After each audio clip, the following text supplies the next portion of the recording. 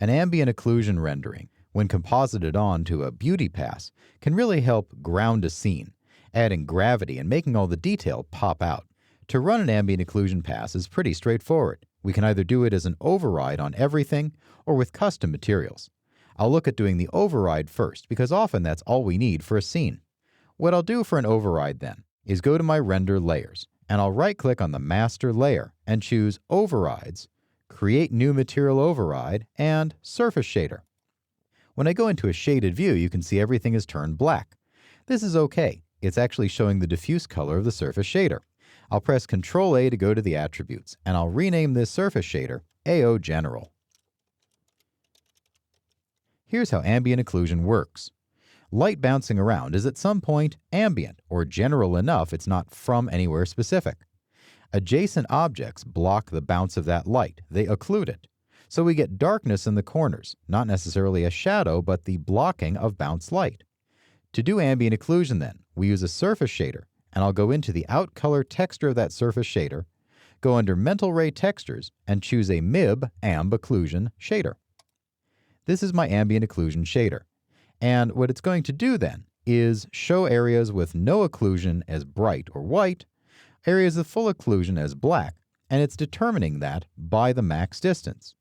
I'll show how to set this up in the rendering and what it looks like. I'll go into my render settings and into the Features tab. Here in Features, I'll turn off Final Gather, turn off Global Illumination, and turn off my Lens Shader, and that's an important one. If the Lens Shader is on, it will darken our ambient occlusion. While I'm here, incidentally, because this model is single-sided, I'll drop down Faces and choose Front, so it makes sure it renders just the front-facing normal of each polygon. Now I'm going to try a test in IPR. I'll pull up my IPR window, run a quick ambient occlusion test, and I get marching ants and dots and a barely recognizable scene. Here's what's going on.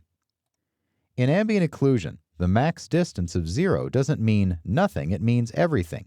Everybody participates in the occlusion no matter how far apart. So I'll make the max distance, well, let's try 150 to begin. And there's our scene popping out in mostly white, with really nice shadowing and shading around all the details. Now I'll put up the samples to 64. This will get rid of any dots in the scene, so instead of dots and marching ants, we get smooth gradients of occlusion. In ambient occlusion then, our bright is white and our dark is black, and everything else is a gray between. Typically we want this range, so we have flexibility for compositing. What I'll also do for my occlusion is play with the spread. What spread does, and I'll run half an IPR window so we can see the contrast, is to determine how that occlusion spreads into that zone, that distance. Does it cluster in the corners, or does it push out and really get dark along the wall? I'll bring the spread down to 0.5 and we'll see a difference. With a lower spread, my surfaces are brighter and lighter. I'm seeing some artifacts in here, probably needing a redraw in IPR, right up here under the bridge, so I'm not too worried about it. When spread comes up even higher, let's say at 1, we get a lot of darkness spreading along those walls, and so it's really an artistic choice. Do we want depth and fear in the corners, or do we want just a little bit of deepening to ground a rendering? I'm going to push this back to 0.75, and then I'll scroll down and look at the fall-off. The fall-off determines the rate at which the occlusion decreases, with a fall-off of 1 being linear. A lower fall-off number, such as 0.5, makes that ambient occlusion fall-off sharper, so it's in the corner and dies off quicker.